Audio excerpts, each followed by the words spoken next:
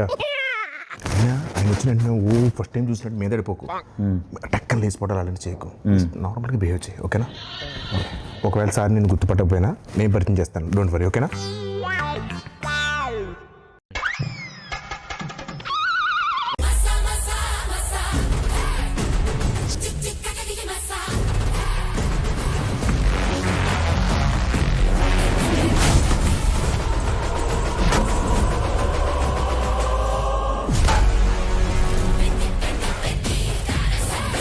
Hi Pradeep, how are you?